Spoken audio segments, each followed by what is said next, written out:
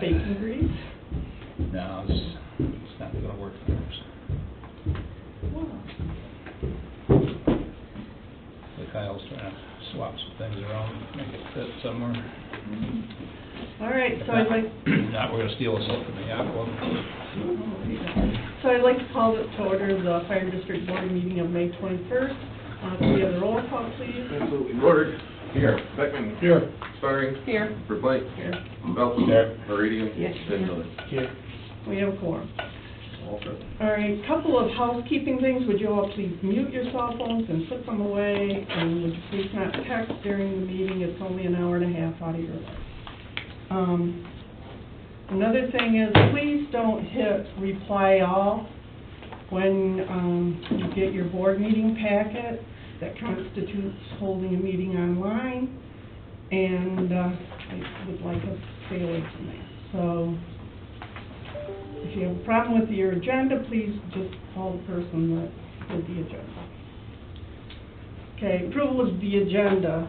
Is there any additions or deletions? I'd like to ask we enter under new business item G, an update from the North Shore folks. Do you want to put them there? Scott's here, or you can put them in you wanna public put 'em comments, in- but you gotta limit it to 3 minutes or just let them. We can put them in as Unfinished guest. business. We can put them in as guest speaker, or we can put Yeah. them in as unfinished business, which we The speaker's good, then he's not limited. Right. Great. Thank you. So which would you like, guest speaker, or do you want to add them as? Either one, just so we can talk. Guest speaker is fine. All right. Number 5 then, is that Nick? Yeah. What's, I got it from more towards, Scott, do you want to talk from the beginning? Maybe at the end, because I gotta catch a couple things. Yeah, Also, at the end would be better. All right.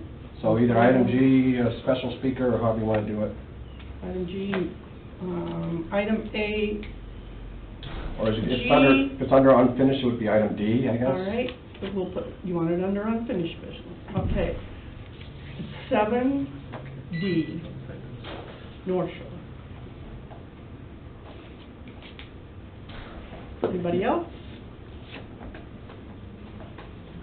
Make a motion to approve the agenda with the addition of D under unfinished business for a guest speaker. I'll support. All those, is there more discussion? All those in favor, please say yes. Yes. Yes. Opposed? Okay, we have approval of the minutes. I move to approve the minutes of the April 16th, 2018 Fire District Board meeting as presented. I'll support. Is there any discussion? All those in favor, please say yes. Yes. Opposed? Motion carries. Public comment, please, agenda items only, or limit your comments to 3 minutes. Please keep them professional. Anybody that has anything to say? Yep. If this is, I know, public comment, but, let's see if I can get through this. I thought I could do better than this. I just wanted to say thank you to the board. There's a few other things, but, thank you probably isn't enough. Oh, excuse me. But I appreciate everything that this board's extended, staff here. I just wanted to say thank you. Mike, you're so welcome. Yes. If anybody deserves it, you do. Any other public comment? All right, moving on. Request for payment. Accounts payable. I'll make a motion to pay the accounts payable in the tune of $98,640.80. Is there a second? Yeah, I'll second. Is there any discussion?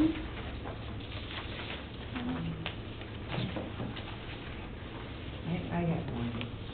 What's back road service?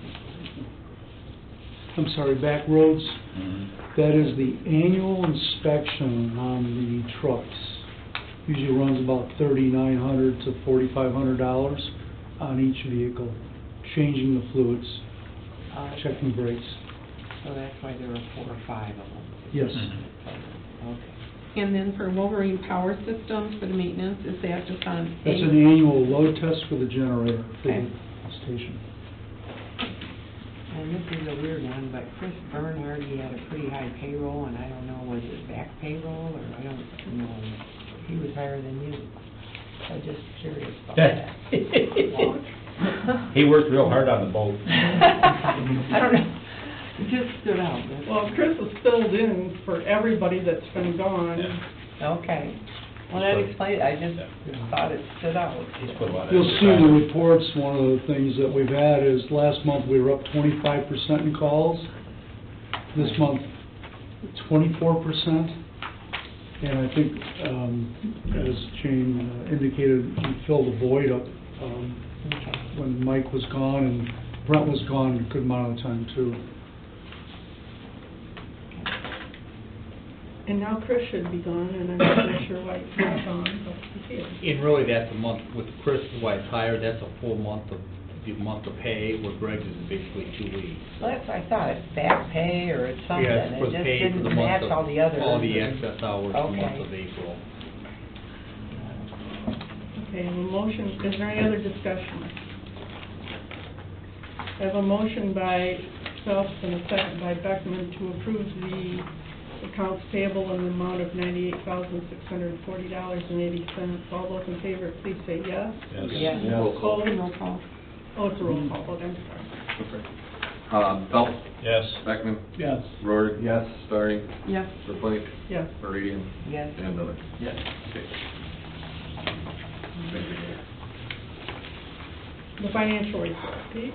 Okay, page 1, the revenue. Well, we've collected everything that we're gonna collect from the 2 cities in the township, but we've received their delinquent tax monies.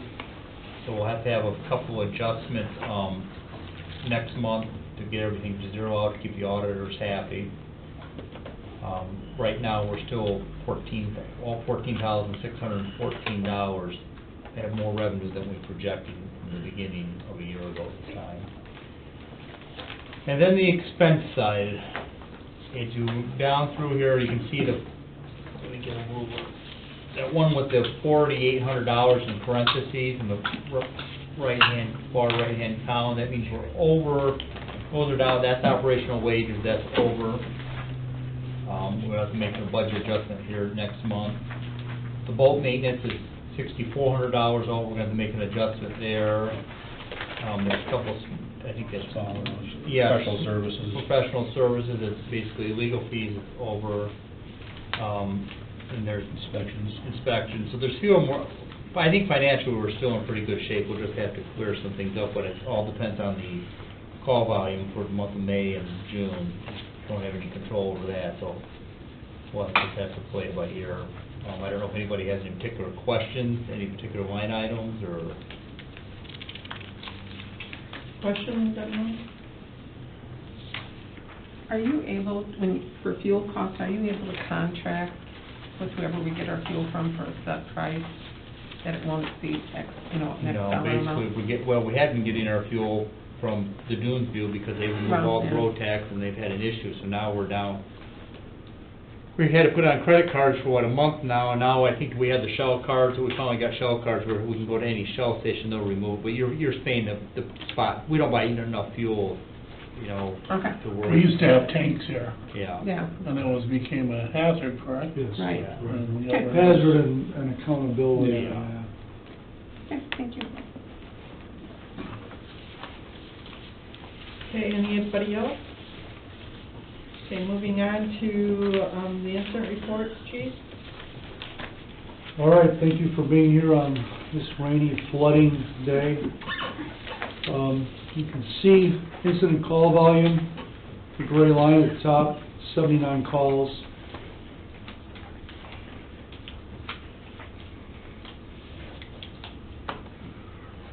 I didn't touch it. We could go We to get it all over the place, don't we? we go to the next slide, yeah. You can see 2018, what I referred to earlier to Kathy, is we're up 24% on calls. Last month was 25%. So the call volume continues at this time of the year, for some reason, to really climb. You'll see the categories coming up. Medicals are down, and other items, other areas are up. The reason why medicals looks like it's down percent-wise was because of the winter storm where Linus's crew got hammered with the power lines down, tree down. So that's why the category 400 is up. So You are right. Yeah, some 17%. Motor vehicle incidents, we're at 28 so far, and we really haven't even started our season yet. We had a pretty intricate extrication the other day in a semi. It took us 20 minutes to get the patient out. 3 people inside the semi. Did it roll over? Yeah, exit 36. It was pretty significant on many levels. Is it carrying water? Bottle of water. We had to package them the correct way to get them out. Truck was smoking on its side a bit, so there was apprehensions that it would start on fire, but it didn't. MVIs by month.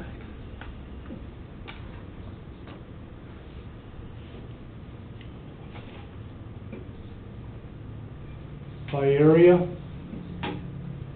What's really significant is when you look at, I've got to look at this one here. When you look at Douglas at 86, and then the size of Douglas, and then take into consideration Township North and South at 94, if you look per capita here, you've got a lot more calls in Douglas, because you only have 1,200 residents, and whereas in a township, you've got a much larger population. So we've seen that. It's not untypical to see that. A lot of calls outside of the area, mutual aid-wise, almost 10%. Okay. Grace and Douglas, so far 1 in May, up quite a bit in April, 6. And our overlapping call charting, we're in May 21st, we're at 7 calls. April, we had a whopping 27, so it's pretty significant.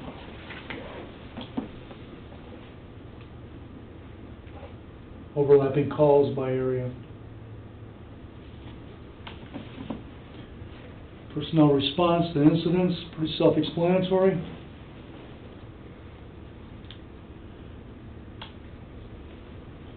And protected property values, self-explanatory. And locations are on that graph. Thanks, Sarah. Response times, 5:13, year-to-date 5:66. Really good. Sure is, nice. Special events, 7. Did that include the 2 this weekend? no, this is as of April 30. So there's nothing Yeah, I'm on sorry. May, so Some of these are in the May and some of them are in April. that's to keep you on your toes. Okay.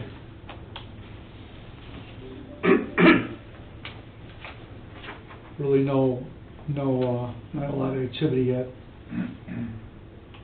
Get ready. We just got in the water, didn't we? Yeah. Yeah, I'll go over the boat down the line here. All righty? That's it, Eric? That's it, yeah. Thank you. Okay, just so you understand, Eric keeps track of all of these statistics for us. The chief just recently, he doesn't keep track of them, so Eric's the one that makes all the graphs and keeps track of all of our statistics for us.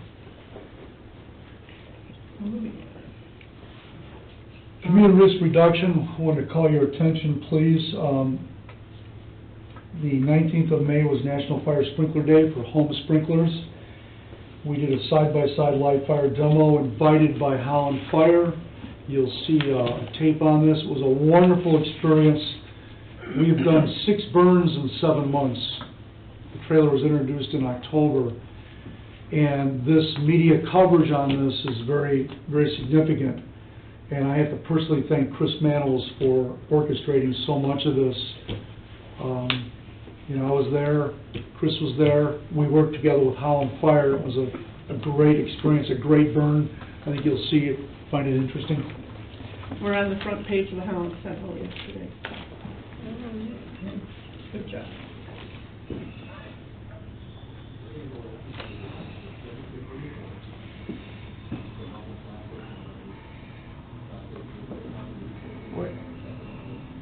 They're all done here, or did you go to Holland? Holland, Trailer, or? Waverly Station. You see here,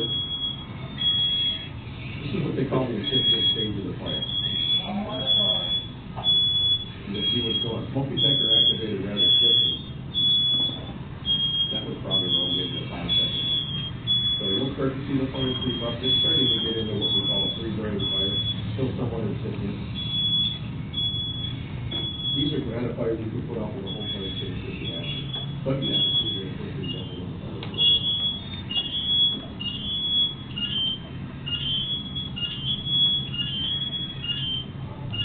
Okay, now we're starting to see the fire evolve itself. It's going to start moving across the field. What you'll see is 325.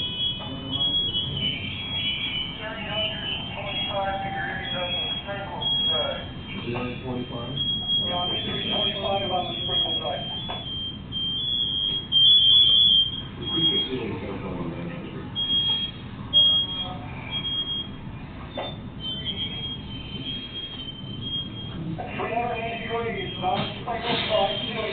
Okay. Sprinkler activation in a minute and 7 seconds. The fire is just about out.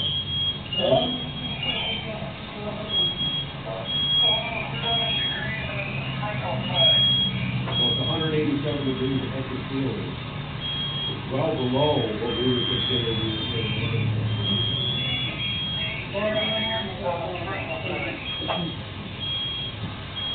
So we're going to get another reading here. We'll be shutting off the sprinkle side. The fire's out a minute already. Right on in the sprinkler. Okay, thank you. Sprinkler activation was minute 7, so it's a complete extinguishing in less than 2 minutes. And this is still unchecked, it's still continuing to grow. A lot of times that's the first that catches the fire down. You're starting to see it's a ceiling temp. Just past the 2-minute mark. Starting to have blast break. That room's not tenable right now. It was a little while ago. So you're gonna start seeing.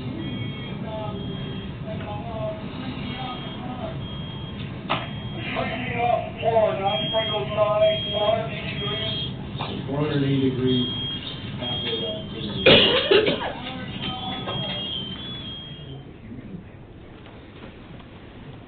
Talking points, sprinkler activation at 1 minute 7 seconds. You heard some of the temperatures. I think in less than a minute we had 325 degrees at the ceiling on the unsprinkled side, which is unsurvivable. And then I think finally we had a 750 degree mark, and you hit 1,000 degrees. It was almost 1,200 at the ceiling by the time it was done. And that was in 3 minutes. There's sometimes we don't even have the call by then. So the point of it is to see what one sprinkler head with a couple of gallons of water can do to put out a room and contents fire, and the benefits. Chris and I were kind of in an email and a text banter with the fire marshal on Sunday. I sent him this along with the president of the West Michigan Chiefs Association, Chief Michael O'Brien, and we shared this with them because they did a burn. There were burns all over Michigan, then all over the nation, and Michigan reportedly had the most burns. So, it'll go coast to coast, a lot of good coverage as far as what to expect and the advantages of sprinklers. Any questions on that?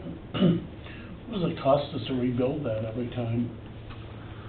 It's like $130 in drywall, and then the furniture, depending on what we get, can be anywhere between $70 and $150. And this particular one was funded through donations, but it's not terribly expensive, really. Kind of surprising. Yeah. The only cost, I mean, it was all covered by donations on this burn. Yeah. The material isn't bad. How many hours do you guys put into doing it? You can drywall both sides with one person in about an hour and a half or so, and then the actual day of is probably a 2 to 3 hour event. So. Yeah, we were there 6 hours Saturday, but we did that all on our own time. Yeah. Chris started at 6 and I started at 6:15. We got home at 3. I wonder if you could get volunteers from like the Boy Scouts or some out of the school system to help rebuild these things. I'm sure you could. Alleviate some hours. And you can probably get donations in material and drywall, like even some of that furniture was donated that was in there this weekend too. It's just a matter of having the time to go, Yeah. Reach out to these places to donate it, so Plus, once you get it, you gotta store it somewhere. that's the biggest Yeah, that was challenge. the biggest thing. We've been storing the furniture we're stockpiling over at 63rd Street. Thanks. Hopefully the Sugden City knows that. But again, Chris, thanks for everything you did on that. You're welcome. Moving on the agenda, may I? I want to bring you up to date. We're winding up our life and fire safety at Douglas Elementary School. We've got our class Thursday, and our final class, we'll do a pizza party for 400 students and staff on June 7th, on a Thursday. So we're looking forward to that. How are you getting that paid for? Well, we don't know yet. We're hoping that Frank Morrow will help us and cut us a deal on pizzas.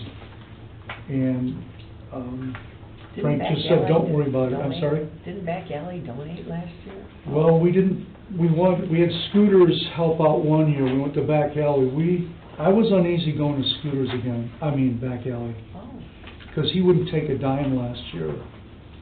You hate And to we take wanted it to kind of spread it around and give Frank an opportunity. We didn't ask for it for nothing, we asked for help. And Frank says, don't worry, I'll take care of it, so we don't know what that's gonna mean. Okay.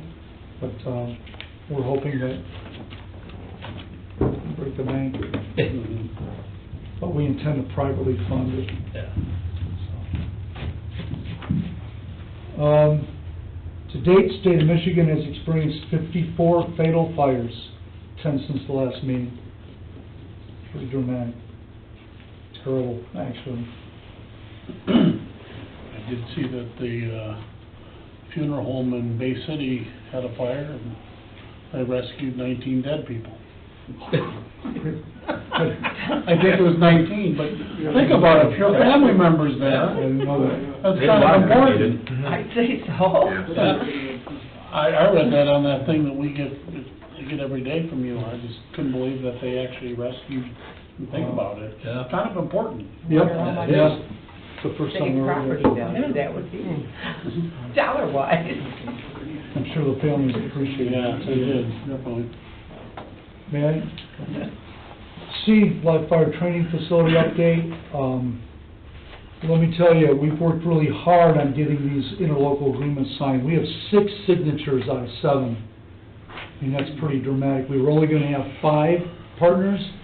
We're now looking at 7. What does that mean? It's less money for our taxpayers, all of us. So this is huge. Kim Buster plans to start clearing the site back there June 1st. Good. So that's where we're at. And Howland attorney is reviewing the interlocal agreement, and you know what happens whenever an attorney reviews something. They find something wrong. So we'll see what happens. Mike, did you have anything you wanted to add about Avery, please? Sure, I think I can do this a little better. For the most part, the way I like to put it simply is it's nothing short of a miracle. She's doing really, really well. We were able to return from Georgia with her about 95% is Wow. and continuing to improve every day. To put it in, I mean, right now she's really mad at me because I won't let her go to school. And it's only because of the chemo treatments. We can't afford for her to get sick. If it wasn't for that, to put it into perspective, she could go to school. She's the swallowing, the eating things, all that stuff. Her eyes corrected itself. Her balance, it's a little shaky, but for the most part, she's walking on her own. I'm not pushing her around in a stroller anymore. During the first, we've done the first round of chemo. She got a little fatigued, but she handled it extremely well. All of the cons that they give you to look out for, we didn't touch them. She handled everything really well. So, in a nutshell, everything is progressing well. The team of doctors in Georgia are very happy with her progress. There's 5 children ahead of her in the trial with some pretty good, that have some good results. So obviously the doctors are very tight with that, and they don't want us to put too much hope into that. Each person is different. I look at it as at least there's some potential positives there moving forward. So it's day by day, and every day that she's smiling, I count it as a good day. So that's the short version of it. Thank you. Thanks, Mike. So Avery pretty much is our miracle child. Yes, sir. Sounds like Avery's a little fighter, so good for her. Good for you. May I? Sure. Grant updates, I'm happy to announce we got another grant award from our insurance company, MMRMA, for building security upgrades, which will help offset our costs at $5,014. Next, drone class, Elliot and Eric, this is something I think you'll see where fire service will be getting into someday. Our drones for many things, missing persons, scene size up, hazardous situations, people in the water, just below the surface. We, at times, have brought in helicopters. A drone can take that place. So I predict within 3 to 5 years, probably every agency will have a drone. And Eric and Elliot volunteered to go through an initial class. So just want to kind of get you up to speed on technology and how the fire service hopes to embrace it. What do they cost about? I mean, we have to capital plan for that, wouldn't we? Oh, yeah. A drone for public safety is probably around $6,000 because you end up with a gimbaled camera, and then you can end up with a thermal imager camera, which you could show somebody in the woods. That's probably $4,000. You buy a drone for $1,000, but it's the amenities. Right. Okay. So we had a church organization offer to buy us one. They were going to donate one, but we couldn't fund it. Yeah. I was told a long time ago, free is not free. And project updates. I am so happy to announce 2191, which is our big Coast Guard boat, is in the water. And there are so many people to thank for this.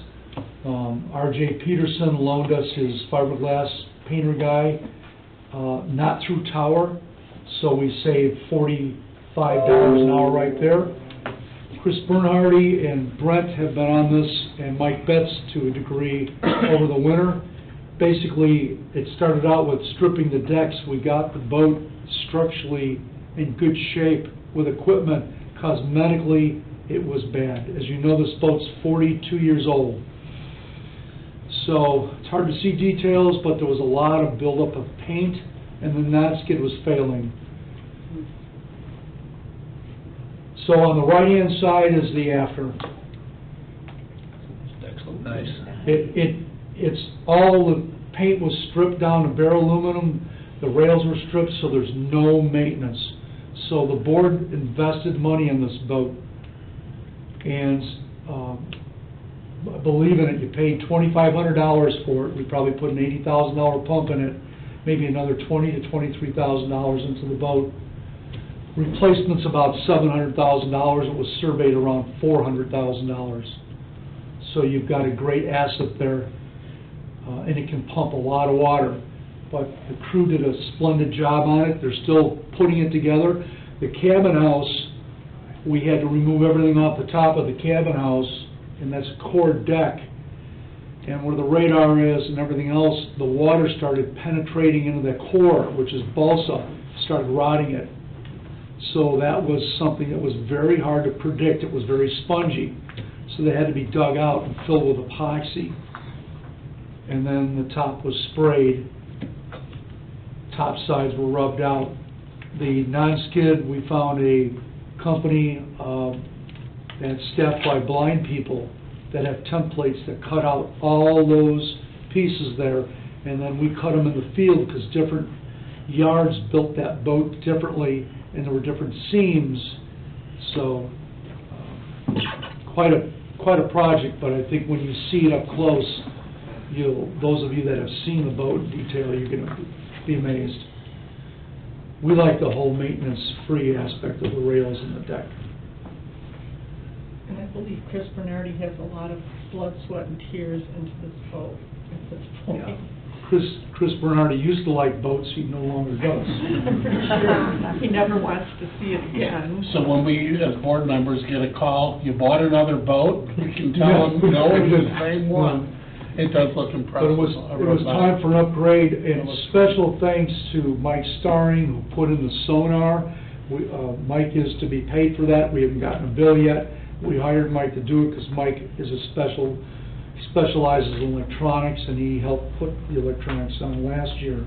Also, special thanks to Bruce Starring, who helped us set the props. The props got bent, one by tower, one because something was hit, and props had to be reset on the shafts once the boat was transferred from our building to Tower Marine.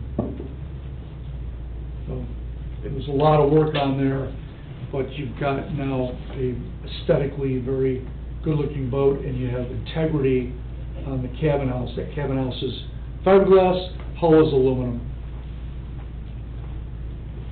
Any questions on that? One more thank you to Eric's company too for all the sanding I'm material. sorry, you're absolutely right. Or Eric, yes. Yep. Special thanks too to Eric's company for donating all the sandpaper and scratch pads. I wanted to point out that we were notified by the Coast Guard in Holland that they are not staffing their station Monday through Friday. It's weekends only. So Holland Fire and Saugatuck anticipate there may be a residual effect. We don't know how many calls they do in our area. We asked that, we never got a reply. But reliance on the Coast Guard Monday through Friday will not be there. We've even been dispatched to South Haven. We did not go. Okay, moving on to unfinished business, Fire Code Board of Appeals. So I put a sheet in front of you. Basically what happened is Township approved it, and Saugus City approved it, and Douglas got it. But what happened between the time of Todd Christensen and then when Aaron came on board, Aaron was appointed, or elected, and we did not know that. So obviously that's where Bill LaFever wisely said, hey Greg, that's not going to work for us. So we submitted it to each jurisdiction. What I'd recommend you do is take this back to your community, to your jurisdictions, and say, are you okay with elected officials?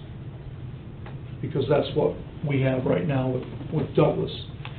And then you'll see the second item is, there was some question about the chairperson with Douglas.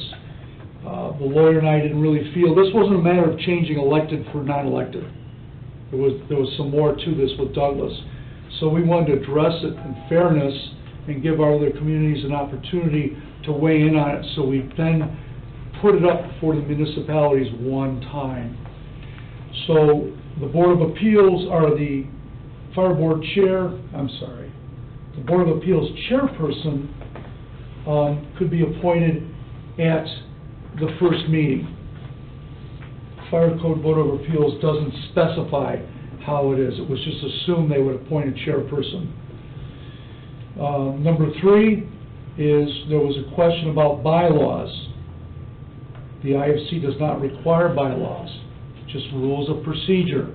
We normally follow Robert's rules. There's distinct direction in the fire code as far as what they can do, their limit of authority, and what they can't do. And that was it. We were trying to keep this simple as the Board of Appeals is in the code. Then the 4th item that was questioned was, there was a questions about the experience. Sorry. There was some question about the qualifications, and Bill thought that that might be subject to some questions about, well, how are those fire boards qualified? There is no question to me. If you're not interested in fire life safety, I don't know why you would want to be on the fire board. And you've taken an oath. I recommended in here that I would not change that. So did the attorney. But again, being respectful of Bill, we want to give you guys an opportunity to digest For this. me, because I said I haven't been like him, and I haven't been. And we understand that. So- We understand You that. learned a lot. I have, and I feel comfortable, but Right. it's still, if I were brand new like I was 2 years ago, it Right. might be different. So now we're gonna go and we're going to ask our respective boards to do what now, to allow for? Elected officials, yes, sir. Okay. Allow for elected. So if you please would consider allow elected officials, and I would recommend doing that. Okay. And then the second thing is, do you want language in there where, should we amend this so that we specify that chairperson shall be elected by the Board of Appeals? Or can we just leave it, when they have the meeting, they elect a chairperson, they're gonna do that? Both these are gonna be amendments? Yeah, we would make a new version, Chris. So we're gonna talk first, then come Correct. back to you, Right. then you'll have a new version. Okay. Well, once you bring me the feedback of what you want to do, then I'll create a new version, so it's all the same, so we don't have to go through 3 different approvals, and then one stops it. Does that make sense? Well, this board doesn't meet very often, so possibly they should just elect a chairperson for each meeting, because chairpersons can come and go, or people can come and go off this board as they come and go off this board. So, and, you know...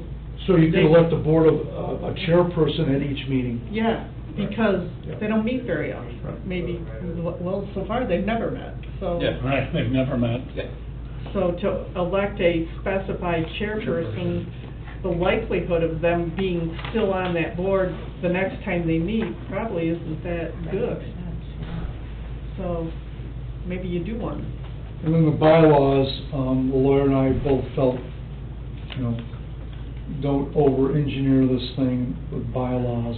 You're only allowed, what happens if the petitioner doesn't agree with the Board of Appeals? Goes to civil court. Yeah.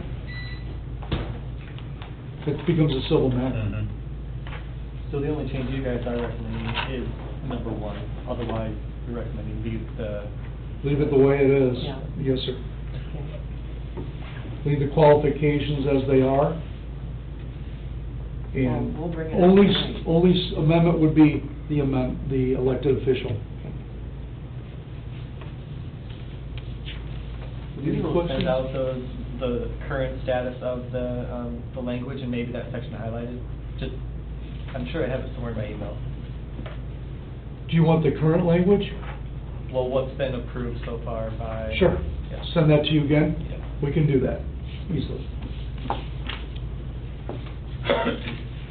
You need that tonight, Aaron? I think think we can just talk about these items tonight, and just see how, I don't think we're gonna have any problems, because we were close anyway, it was just that it didn't work. We're both elected, so it was kind of Yeah. weird. I sent that December 26th, Okay. so, I think it unfortunately wasn't a priority with Douglas, and it just waited till March, so, no problem, let's just figure out how to move forward. No more questions on that, Jane? Fire administrative rules and amendments? Yeah, let's move on to the Fire Board Administrative Rules and Bylaw Amendments approved by all three municipalities. Right. That was all approved. So, do we need to approve those now? I believe we already did. We are. I don't know if we have to do a cleanup at the end, or... Well, the safe thing to do would be to approve it. Yeah. So, can I have a motion to approve? This is that housekeeping that we did on our rules and bylaws of like a couple months ago. Yeah. So, can I have a motion? Make a motion to approve. I'll second. We have a motion by Felton, second by Meridian to approve the administrative rules and bylaws amendments. All those in favor, please say yes. Yes. Yes. Opposed? Motion carries unanimously. Moving on to fiscal year 2019 budget update. It's approved by Saugatuck and Douglas, and we're awaiting township approval. Peter, do you have anything you want to add to that? Any Well, discussion, any? I guess what Eric, it was the township with the issues they brought up here, what, 3 weeks ago, or Chris, or? There was a, So I brought it before the board, Yeah. made sure that they understood, both Eric and I, as well as the entire fire board unanimously approved the budget. But they had some questions which they presented. Eric did his best to field as many of those as possible. And what we'd asked then was, if there's things they want for follow-up, to do so, to provide that information. So I think we all received an email from Aaron Sheridan with I some don't know question if everyone did. No. I didn't get one. It's us. Okay. As a township So request. We're gonna, yeah, so we've been kind of trying to answer their questions.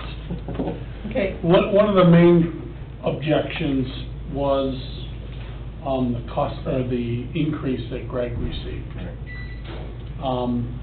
The COLA national standard this year is 2%. We were proposing a 4.7 for Greg. One of the other issues we don't have, which we're gonna talk about here, is we really didn't have a performance review of Greg or last year. So the question is, how are you giving him 4.7%? So what I propose is, okay, let's go back to the drawing board, put Greg's salary down to 2% COLA, which we did, and then look if he needs to be paid some other way for some of extra, on-call stuff. And I'm putting together a performance review for Greg. And Well, we'll cover that, probably- right? And, yeah, we will probably go over that at the next board meeting, and you'll get the performance review before that, so.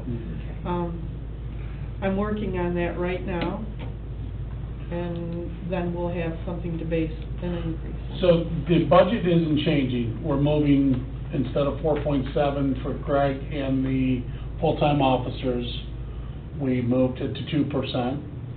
Took that money that was gonna go to them and put it into operational wages, which means, Is that a for sure they'll get paid that? Or is that gonna be like, we'll take it away from you later? I'm just curious. Okay. that's something we have to address, but, Our board will address that. yeah. Because I think he deserves the 4 point. We don't have I do too, and if you wanna watch a YouTube video, I stood there for a half hour, jumping up and down, holding my breath. Wasn't gonna happen. So the Okay. path of least resistance is to give them the 2, move it over here, and if these guys paid them for other calls. Absolutely. He actually would probably make more money doing that, I and will. so will I'll the make a lot more money. so will the full-time people, so. it's the path of least resistance, let's do it this way, and, I met with Peter and, Jane, and we made the changes. I've discussed it with one of the person that was opposed to it in the township, and he said, if you did that, I'm fine with it, Well, so. I'm a little, who made it? We're the board. I mean. Well, they can, That means we approved a budget that you're not doing. We supplied, what we supplied was a draft budget that this fire board approved. Your people approved it, Right, your people approved it, my people had questions. okay. So now we've received a list of questions that Eric and I are working on with the appropriate people. We're gonna sit down and review that with the township board members to make sure, not all of them, but a couple that were concerned, to make sure they have all the answers that they need. I'll say there's been some pushback by both of us on as to how much information is needed, but I think the path of least resistance is give them what they want, and let's get this thing approved and move forward. And I think, some of the things that they've requested. Once they get it answered, you're thinking, you two think they'll approve. June yeah. 6th, I'm pretty sure we'll get I'd it be approved. surprised if they didn't. And the budget numbers aren't changing. They're Right. still No, it's still the same 2.16 or whatever, As long 016. as I ever approved a fire board budget in my 12 years on the board, it was just, what's the millage, and if it's going up, why? I let the fire Yeah. board and my Right. representatives tell me what. What I And found that's how it's supposed to be. However, yeah. They have some questions. You know, under the current environment, they have a right to ask these questions, and they have. So that's where we're at. There was 7 requests by the manager over there, and some of them are, well, some of them are acceptable, easy, Right. there you go. Yeah. And some of them are unacceptable and probably against the law. So we won't give them to them. So we're gonna give them what they need and what they Right. want, within reason, and hopefully that does it, so. What has it historically been, so if the request was 4.7 this year, is that dramatically different than it's been in previous years? Well, I've dug into that, and I have a list of the chief's salary.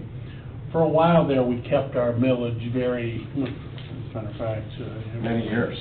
Many years, we kept our millage very low.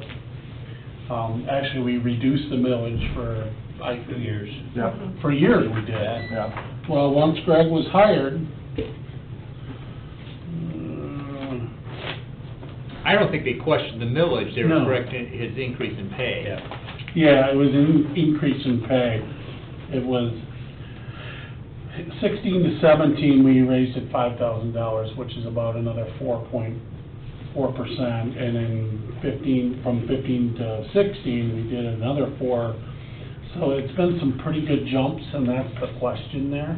And I believe we are playing catch-up, just like some of the equipment we had to invest in to play catch-up. When I got on this board, we had a millage of 1.4531. We are at, what are we at currently? 2. In 2000, we were at 1.8.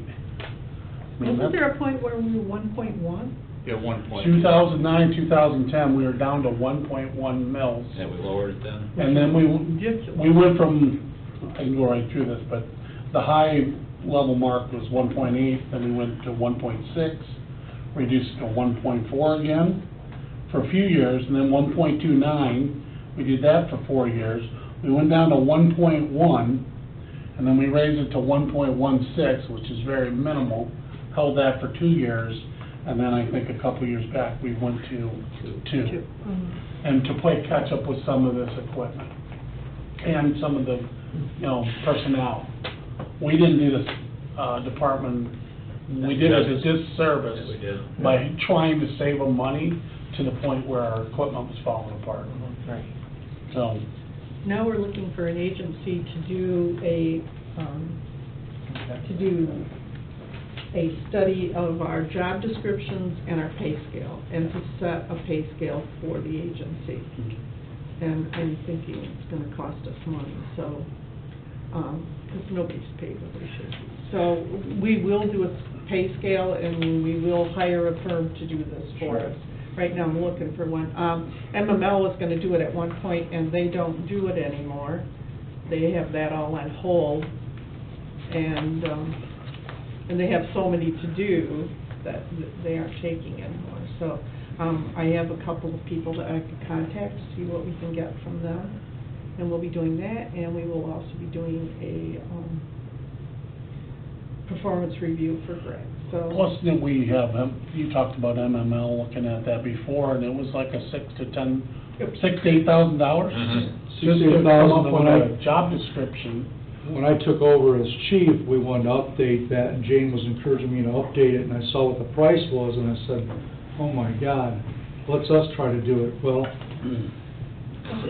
Well, so let's be clear here, let's just talk about the grill in the room. So what the township is doing is asking questions they have a right to ask, okay? And we're gonna try to answer as best as we can. I can tell you that the representatives from the township have no issue with what was recommended in this budget.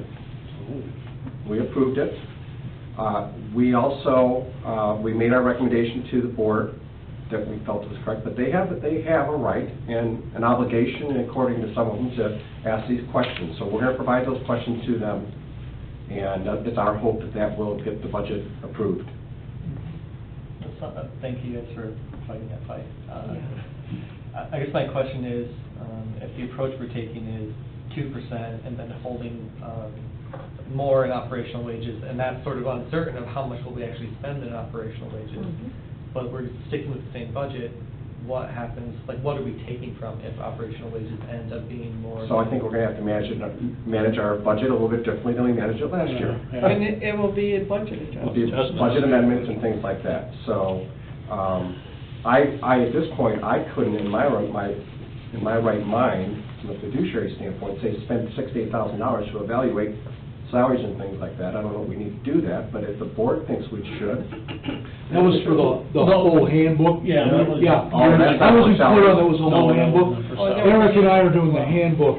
This was just for, salary ranges and job descriptions. Gotcha. So you're right, Well, Chris. now that should be, so that's not in place currently. No, we're looking Okay. for, we'll bring that to the board.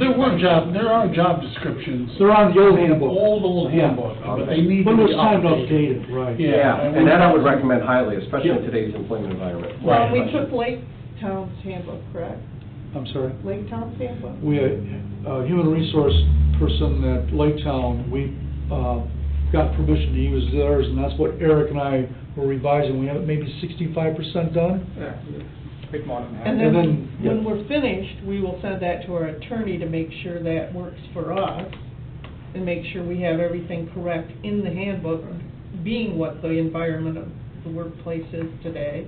We don't want to have anything in our handbook that's not legal. And then we will have a handbook, but we're waiting to also to send it to the attorney until next fiscal year, because our attorney budget's running kind of low. And I will bring to you when we find somebody to do the rest of that we couldn't possibly do. They'll go out and compare wage scales to other departments our Okay. size across the state, Good. our call volume, that kind of thing. Once we have information like that, I believe it will be a easier sell, per Sure. se, to go to our respective municipalities and say, hey, here it is. Yeah. Our chief makes this, and the guy down, in the next county over doing about the same things, making, twice as much. There's something wrong here. But as so- we look around, Peter and I have been looking around, our chief is very under. Yeah, we're. Oh, we know that. Yeah, basically on the MML's website, which is just cities and villages, not any kind of, we're kind of a hybrid. If you look at, based on the value of the whole district and the population of the district from like 3,000 in December to 20,000 people in July, August, September, Greg's probably, he's below the average. I would say the average is probably in the low 80s. Yeah. When I called Traverse City, they didn't want to tell me, the chief, they had this range. I said, what's he make right now? They said, why do you want, I don't know where from. Well, you're not trying to poach him. I said, I just need these numbers. That's a good point, though. I mean- That's what they said. You're not talking, you were trying to poach him. And I said, no, I just need to know what his salary is. And Well, that personnel policy type stuff you're talking about is not, it's a good thing for the supervisor and the employee. It should be in place. The employee should know where they stand, and how they can get more pay, how they can be evaluated. So I think that's good that you're looking at those things. The other thing that came up is from some of the concerns of the township is the number of hours our chief puts in. Well, that being said, we say, well, we can get more people. Every time we put someone on, it's, you know, $60,000 to $70,000. $60,000, 70 with benefits, and it's hard to find people that can afford to live in this town. So, some of the stuff we are doing now, I think, is to justify when we do need to add someone very soon to pay for them. So it's a good exercise right It now. is not always a good thing for someone to work 70 hours No. a week, because they can put themselves in a very tired, overworked situation, and things can become unsafe. It's just not a good idea to do that. So, absolutely. All right. Okay, so everybody's satisfied with what we have so far? Chris and Eric, thanks for. Yeah. And I gave you the information Yep, that we thanks a lot. have. We didn't make anything up for you, I just gave you the information that we have. That's all we I'm need. hoping that will satisfy the request. You can put things Yeah. together any way you want to. Yeah, okay, thank you. And it's all HIPAA, everything's cool as far as HIPAA? Okay, good. I would hope. Yeah, there's nothing with HIPAA, there's no medical, you know, Right. there's a couple of them we didn't answer because when we don't even have the data, and I don't know if it's even legal to start asking some of those questions. Well, I agree. Yeah. Well, let's just couple see. of them were- Yeah, see, they should That's be. why we're taking a step to sit down with them. Yeah. Sit down and. Yeah. If you have any questions tomorrow, I'll be around. Call me. All right, moving on to new business. Nope. We have, Oh, I'm North sorry, Shores. North Shores, I'm sorry, I didn't write Yeah. it. So just a little background here, we reached out, and I know Greg reached out to North Shores about talking about some of the fire review type things. So Scott said he was coming, I said, well, Scott, I'll put you on the agenda so you can talk and let us know what's going on. So that was perfect. Want me to come up there? Sure. Please. My public speaking skills at work. What, here to sit in, or? Yeah, it's casual. Yeah, We don't, Can I sit on there without falling? we're not putting you on the spot. Not sure, do I need this thing, or? Or is it, oh, it's going. All right. Maybe a little background. I'm Scott Foxcraft, by the way. I'm representing North Shores of Saugatuck, which is the former Dennison property, also known as the McClendon property. So it's property that runs Lake Michigan, kind of down the channel, basically up to the camp property. And there's a couple homes out there now, and some more going up. Saugatuck Township, we went through a PUD and a planning program with them last year. We were approved for a PUD and site condos to build around a marina. We were approved for a special use permit for a marina. That was approximately, I don't know, working on a year ago now. And I can't say that it wasn't an interesting process, because there's a lot of personalities in this unique area. And it took a lot longer than we thought, and there was a lot more issues that we would have never thought about. So it was challenging at best. But we are through that. We did make it through the DEQ approvals, and we're just finishing up on some core approvals, and we're kind of at it out there. So what brought it interesting is about March of this year, late March 2018, I received a call from the township's attorney that asked me if we would entertain, or if we would meet with the fire chief to possibly move the location of our standpipes that were on our PUD site plan that were approved, earlier that year. Well, that would have been a year ago that year already, so it would have been March or April of 17. And I said, not a problem. And I came to this meeting, walked in kind of the end of it, because you guys were talking about meeting, and realized I was standing there. And then I introduced myself, and I said that was fine. I'd be happy to talk about moving standpipe locations, because standpipes are essentially a pipe that goes down in the water that a fire truck hooks onto to pull water out of a lake, river, boat basin, whatever it is. There was conversation at that last meeting about whether it should be recorded or not, or filmed or not, or what the meeting looked like, which I thought was odd at best. And then I got an email,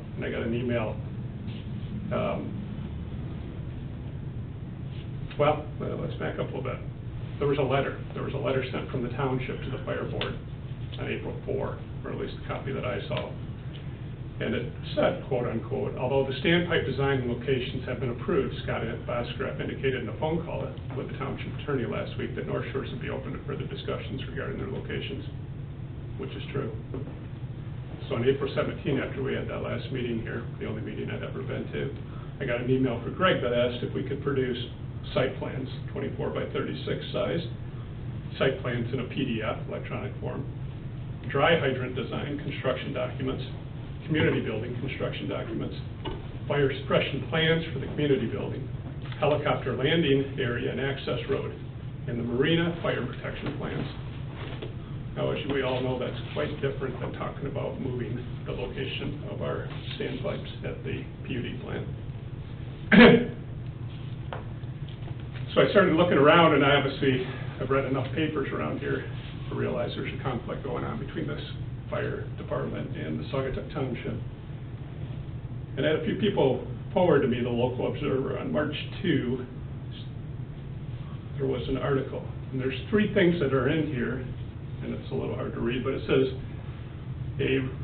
the recall signatures submitted comes just after the fire department personnel seeks legal advice related to what they say is yet another example of Saugatuck Township officials' incompetence and actions that gamble with people's lives, namely township officials' failure to ensure adequate fire and safety measures for the recently approved 41-home condo development North Shore. That's a problem for us at North Shores. Then it goes on, it goes regarding the 41-unit condo site at North Shore. Saugatuck Township Fire Chief Greg Jenkins, sorry, it's hard to read, noted that when the Saugatuck Township Board voted to amend the International Fire Code ordinance last year, township officials essentially ostracized and excluded the fire department, leaving it without the authority to properly conduct reviews and enforce fire and safety standards. Then it's quoted, "I was forced to go see an attorney," Jenkins told the local Observer Tuesday, about a recent example of the effects of the fire code amendments, namely Saugatuck Township zoning administrator Steve Cushion refusal to let the fire department review and inspect North Shore's current site plan. And the last little part that relates to our project, it says Jenkins' concern at North Shores is that it is development that has big houses, but there is no pressurized hydrant water system, calling it a spectacularly risky and potentially hazardous situation. That's alarming, actually. And I think everybody here knows there's probably 10,000 homes along the lake shore that are in rural communities that are big. They don't have fire sprinkling systems, they don't have fire hydrants, they don't have city water. And I'm not sure that any of them got the attention that we seem to get in this article. And I realized by coming in here this morning, that there's an article downstairs that you're championing sprinkler systems along with Chris, and hey, the video was great. But there's tens, if not hundreds of thousands of homes along the lake shore that don't have sprinkler systems in them. And they build them every day. So not every single home needs a sprinkling system. So that kind of raises the hair in the back of our necks a little bit. So then, I look back, and I go, I actually sent Craig an email, and I said, what documents do you have? And he sends me back an email that says,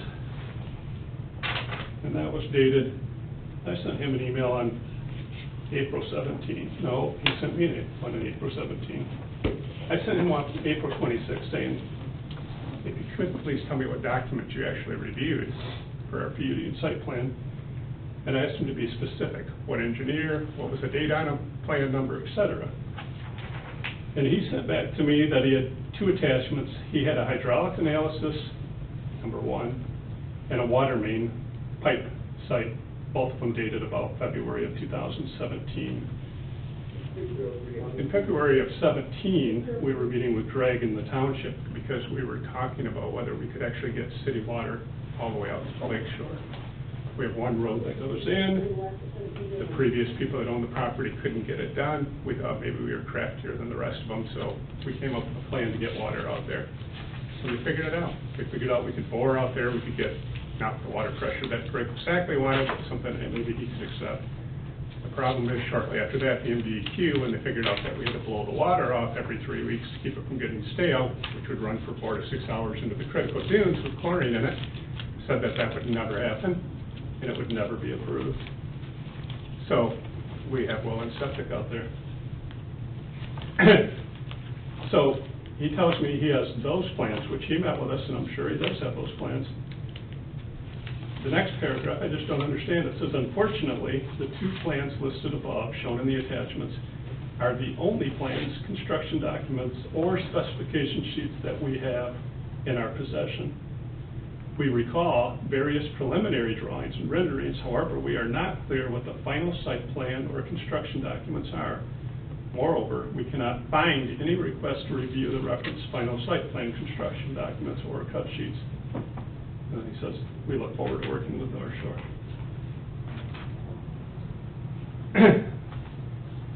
So then I went back to his request, and I just thought, what documents does the fire department have? What have they reviewed? Obviously, there seems to be a history between the fire department and the township. So, do you have 24 by 36 site plans that show where the helicopter is, where the boat parks?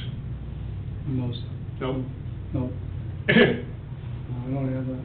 And you don't have the site plans in a PDF either? No, I don't. Well, Dry- we saw, go on, I'm sorry. Dry hydrant design, construction documents, do you have any of those? No, all we ever saw was in writing, 2 8-inch standpipes. We didn't see any strainers or the connections or anything. Community building construction documents. Got those? No. Fire suppression plans for the community building? No? No. Helicopter emergency landing area and the access road? We saw where it was supposed to be at the cul-de-sac, but we didn't have any. You don't have the plans that show where it is?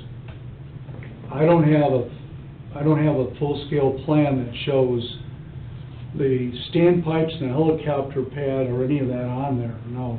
I have it right here, because I sent you a copy of it. Well, I have what you sent me, but what you sent me was literally the discussion we were having with engineers to try to figure if we can get water out. That was in February of 17. Right, the water I'm main. asking you after that. You don't have anything that I just asked you? No, you brought one in at one time, but then you took it with you. I didn't leave it with you? No, sir. The Marina fire protection plans, don't have that either? No. Did the fire department ever meet with Steve Cushion as it relates to North Shore? The only time we met with Steve Cushion was when we were doing the water main study together. That wasn't Steve Cushion, though, that was your water department, and that was Aaron. That wasn't Steve in that meeting. But there were probably 10 people there. There were 2 engineers, Bishop. Right. My brother, myself, my father. Right. But I'm asking, did you ever meet with Steve Cushing as it related to the PUD site condo in the marina? The fire department yourself, Chris? Chris? No. Did Steve Cushing ever send you over the PUD package? All we saw was a preliminary plan, but the dry hydrants weren't on there. So we didn't know, it was just inconclusive what it was, and we didn't want to spend time looking at it because there were so many plans floating around, and because there was no water supply on there, no water supply detail, we did not review it. So the plans you had didn't have a water supply, but I told you a long time ago it was going to be well and septic when the MDQ shut that down. So do you have those plans? We knew that. We knew that there would be no pressurized water supply after the February meeting. So did Steve Cushing send you over the PUD package or not? Not with dry hydrant plans or anything, or with a helicopter landing zone. We did not have that. Did you meet with myself multiple times, even on site and here? I met with you twice, yep, and we talked, we did a review, and we sent it to you, and I said I recommended that you needed some way to move the water from here to there, and I said I recommended you talk to your engineer about a pump. Remember that part? So what did we review? You brought the plan in and we looked at it, and I said, well, it's not gonna work just having dry hydrants there. But that was just literally one of your ideas on how to move water around. But did I leave plans with you? No. You did not. Did we tour the site? I went to the site and you showed me plans on a hood.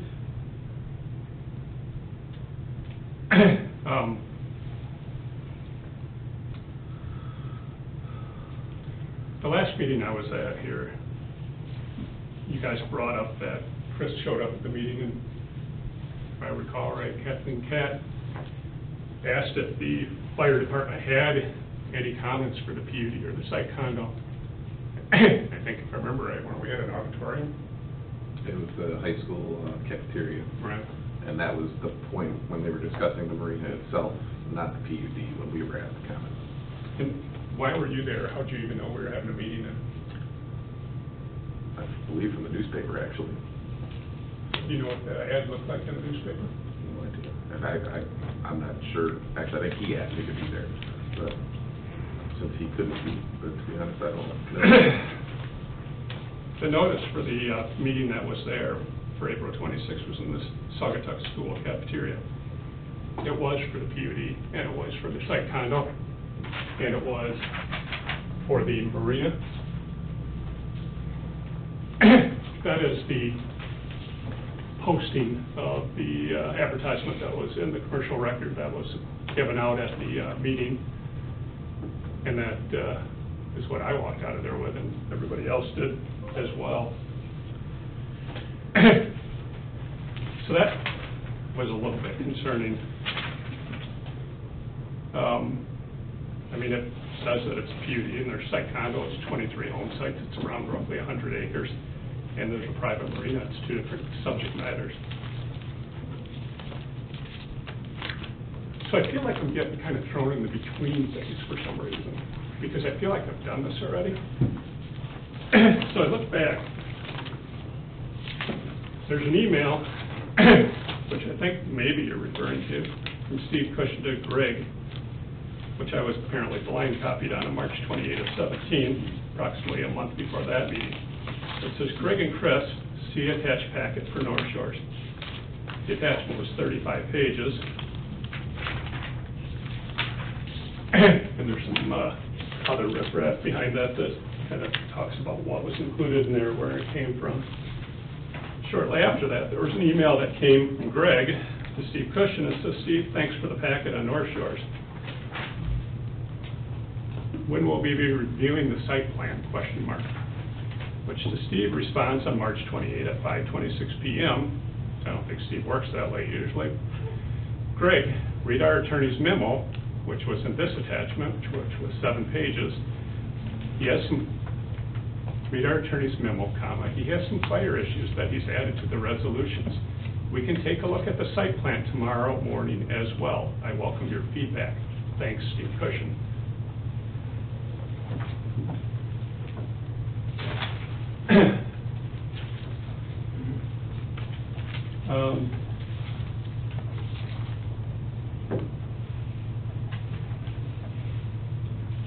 I think North Shores is good talking about standpipe locations being moved, but I don't think we want to go do the whole PUD site condo thing all over again.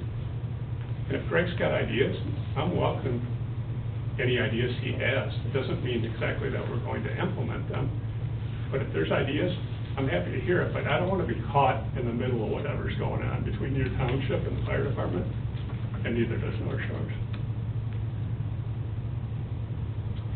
And I definitely don't want to read that paper again.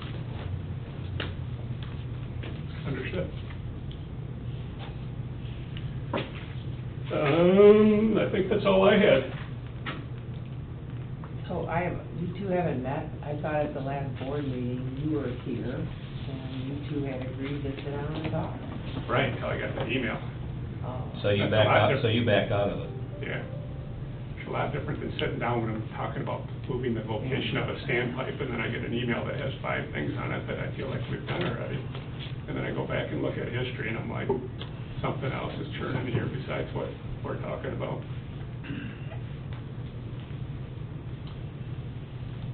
whose role is it to make sure the fire department has approved PUD plans? Is it the township's responsibility to make sure that it's gotten the proper sign-offs and approvals? So the zoning administrator would. I think it's, yeah, zoning through zoning. The township has pretty much taken the fire department out of the picture. Yeah, but how, some of the stuff I think was approved before with the There was a consent consent judgment. decree, yeah. That's already been, Right. and there's nothing that the township. Yeah, there was a year ago or whatever, 2 years ago, the courts took care of it. Yeah, in the consent, because I signed that consent judgment, and basically what it said is, here's what you have to do to keep your single road. You have to have a fireboat, you've got to have helicopter pad, and It says those are some of the Yeah. things you can do. We're Right. not saying you have to do Right, every right. one of them, but we did every one of them. right. And so that's how they got their approval at the PUD approval stage. So besides the standpipes, what else would be still open that would be fearful from Well, let me the fire clarify. side? Let me clarify that a little bit. And here's the part that I felt like maybe we were getting ahead of ourselves a little bit. When you do a PUD or a site condo or a site plan, you never do construction documents for a community building in that approval. That's typically something later when you go get a building permit and you bring in blueprints and whatnot. You go to a building inspector and you actually get a plan. Then Greg would review them and then you'd get them. So I agree. He's never seen community building construction documents because, to tell you the truth, they've never even been created yet as we're speaking today. Fire suppression plans for a community building. To me, that's a little premature because, number one, he doesn't know whether we're building that thing out of concrete, because obviously he said he's never seen any plans other than the ones that Steve sent him that has renderings in them that shows them. But how would he know it needs fire suppression yet, other than he champions it? But International Fire Code will determine whether it really needs fire protection or suppression, depending on its use and its construction type. And then he says, fire suppression plans for the community building. Or sorry, same thing, marina fire protection plans, which, again, were provided. I mean, The marina fire protection plans were provided? They were in the package. They were done by Edgewater Resources, where they draw all the standpipes and they have the strainers and everything in them. Yeah, we didn't see any of that. And the other strange thing about this a little bit is, it was a marina approval as if it was really a marina, but it's not really a marina. The other reason we had a marina approval is because people will own a dock that doesn't have land in front of their home. So according to this township, you need to have a special use permit for a marina, but there's no haul-out things, there's no gas. It's private docks. It's a private dock. It probably, and I didn't look up the definitions because I didn't think I was going to talk this much tonight, probably doesn't meet the definition of a marina anyways, other than the township code to actually get a dock out there that's not in front of your home. So, then we go back to the site plans that are 24 by 36, site plans that are a PDF, and then marina fire protection plans. All of those have been on the township's website for the longest time. I don't even know if they still are or not. They're sitting in Steve Cushion's office. I thought I reviewed them with Greg and left them here with Greg, but if he says I must have taken them with him, then maybe I did. That's not what I recall. Steve Cushion sent him a full package and asked for his input, and according to that, it sounds like you met with him the next day, but maybe it canceled or somebody canceled it. But I'm just concerned about getting wound up in something that I don't want to get wound up in. I guess, Scott, if we approved it, where is the letter of approval? I wouldn't know what your letter of approval looks like. I've done stuff in about every city and township that I can think of in Michigan, most of them being rural. I've never seen a fire department involved in anything that I've done. If they are involved at all, it's behind the scenes, and I have never seen them, never talked to them, never heard from them, period. I deal with a building inspector, a zoning guy, that's it. This is the first time I've ever been directed, hey, if you want, you could meet the fire chief. You know, he does 3 townships or cities over here, and you might want to work with him. So we did, and it seemed like a good thing to do. But, I mean, this whole political thing is just crazy. I mean, a fire department, and don't know, maybe I was brought up different or whatever. I looked at it as firefighters were made to save lives, protect property. That's it. I didn't think they were writing speeding tickets, enforcing anything else. In my experience up to today has been that. But I didn't know, and I wouldn't know, what your approval looks like, because it's the first thing I've ever been in this township for is this project. So I didn't realize that either there's something you say or there's a piece of paper coming from you that supposedly tells me I got it. But when I look at all the other things and the things I'm blind copied on, it sure appears to me like there's some communication that apparently went on. And I don't get it. I surely don't get why I was sitting next to the stage and he walks on there and Kathleen Cook looks him in the eye and says, does the fire department have any concerns and have you reviewed this? I don't remember the exact same words, but probably can go back and look at the recording. And my question to her was specific to the marina only at that time. And that was what was transcribed for you for the last board meeting as well. But we were never asked to comment on the PUD at that meeting. Just to We clarify. wouldn't approve anything in a public hearing anyway. We've never done that the 18 years I've been here, and we're not going to do that. So I don't know where that leaves it. If you guys have any questions for me or whatever. My biggest concern is I don't like being in the newspaper, especially in that type of light. I don't think that's proper. And I can't even believe you would think it's proper. But I do realize that if you want to tell me that not everything in the paper is true, I do believe that by reading enough articles around here. Know that. Especially that paper. I guess I'm not even going to comment on that. All right. That's all I got, unless you guys Well, got I, as a township resident and a fire board member, Sure. would like to see your developed. Yeah? But as a fire board member, I also want to see it developed as safely as possible to protect those guys out there. Okay. And I know the Padlas family, and they have a lot at stake, and you do too. So that's where we kind of reached out and said, hey, we're sick of the fire department going back and forth with the township. Let's reach out to you to find out how this, what do you need from us to make it Right. safe? Maybe get some input from the chief. Doesn't mean you're gonna listen to it. Right. But let's make it as safe as possible, and let's get the damn thing built. It's getting built. There's houses getting built right now. We love the tax base. Are we going to get the dry hydrant design?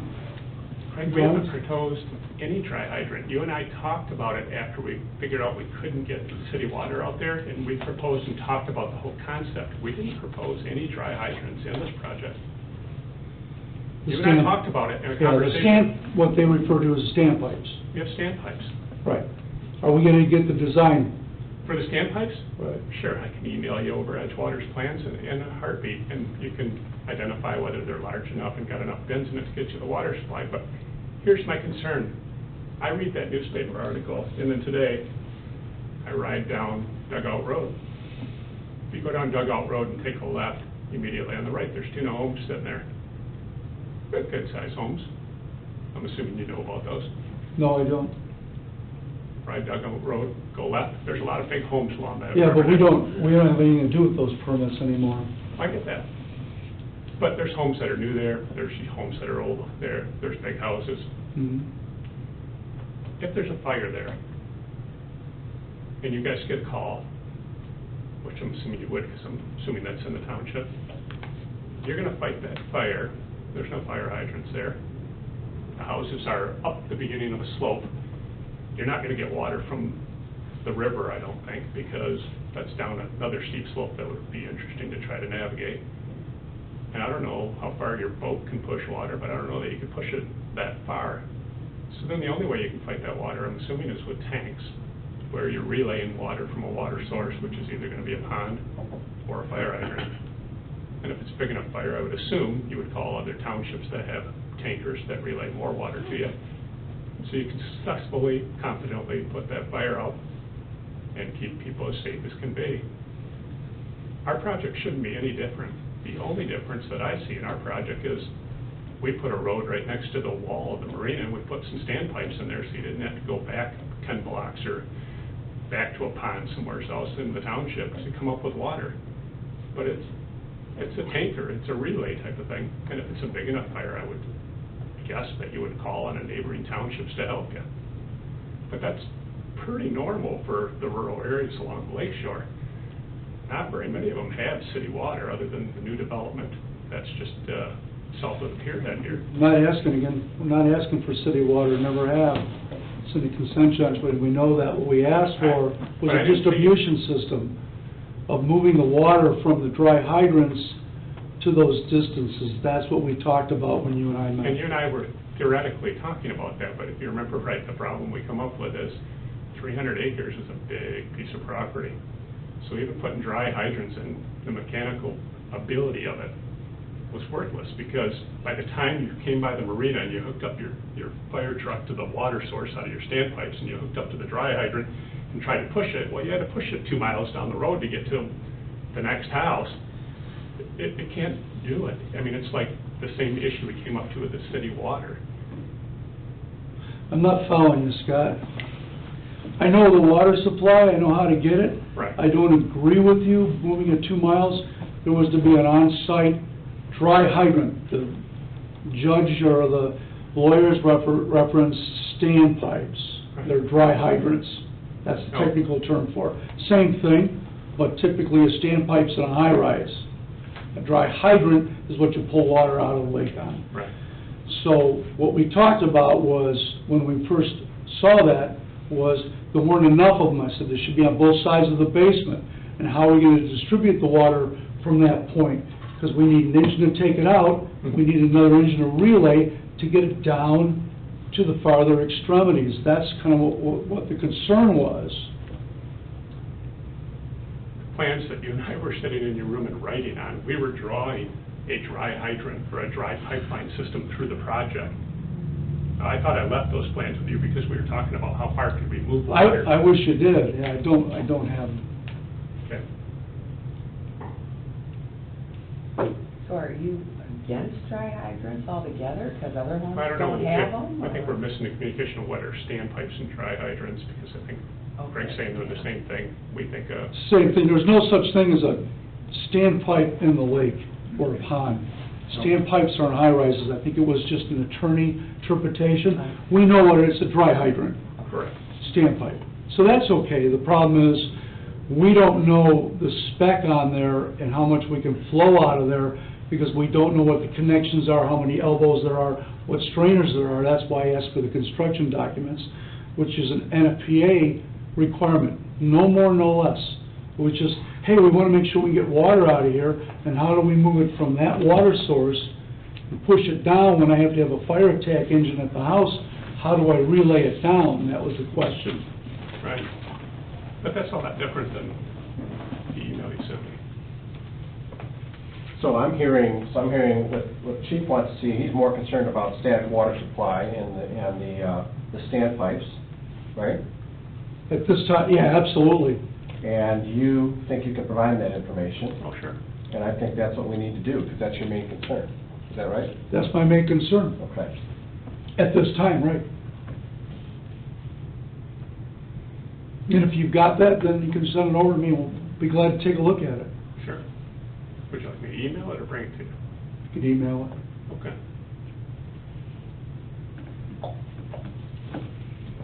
Anybody else? Thank you for coming. Pardon? Thank you for coming. All right. Thank you for listening to me. Thank you. Thank you. Okay, moving on. New business rescue truck, 760. One of the things that we've done in Saugatuck, we've done a lot of collaborative resourcing. It began with the Arrow Board down there. There are 3 agencies, 3 fire departments that own Arrow Boards. So when I came on board the fire department in 13, Forgive me, it's an arrow board. like you see the orange trailer that's on the highway. when you have an accident. Oh, arrows. Okay, Arrow that I'm sorry. points, yeah, no, that points this way or that way. So we I bought was 2 thinking of those. arrow was helicopter. Arrow board. Forgive We me. bought 3 of those with Ganges and Grasco Fire Departments because we're on the highway. We did that, I think, a year and a half ago. So when I came on board in 2013, I had two directives. Get rid of apparatus. One of them was a heavy rescue truck we got on a grant. Some of you may remember that. We sold it, it went to Chile. Then the crew came back, and the increase of motor vehicle incidents started going up 60-65% every year for 3 years. Crew said, we're going to need another heavy rescue truck. They're $500,000 to $650,000. We can't do it. So we borrowed a trailer, and we put some cribbing and blocking in the trailer. So Grascop got a new engine, and I suggested to the chief, why don't we go in together and convert this truck to a heavy rescue truck? Well, then we got Hamilton on board. So what does it mean? It means a great deal of savings for our taxpayers, because Grascop's got the care and custody of this truck. They've paid for it. We are helping pay for upgrades. Like, I think collectively, we had the vinyl put on there. I think that was around $1,000. We have to put a ladder on the back. So the project, the scope of the project is we'll have a heavy rescue truck for 3 departments. That's going to be a fraction of the cost. So each year we'll do little upgrades here and there, and it'll be taken out of the maintenance budget of the apparatus. So we wanted to show you a photo of the truck that we're working with Grascop on. And they approved it in Laytown, so I think it's a real good plus. It's just like, why have every fire department have an aerial at $800,000 to $1 million? You know, why have all heavy rescue trucks? So it's collaborative resourcing, we think, which is really a great way to go, and that's what this truck represents. What if there's an overlapping call? How do you decide who gets it? Hopefully there is. That wouldn't be common, that would never happen, probably. Oh, yeah, never. But you send a unit out, you know. We haven't missed a call in the 5 years I've been here. So we haven't missed a call on this. Chris? So I'm doing this, you know, and I just think that this is a real good program. And Hamilton was approached last, and they, like, for example, you all know we got a AAA grant for battery-operated cutter. So Doug came to us from Grascop, and he said, hey, I want to approach AAA and write a grant for struts. We don't have struts, so why don't you get the struts, we'll get the airbags. So he wrote a grant for the struts and was awarded the grant. We trained on those a week ago, Monday.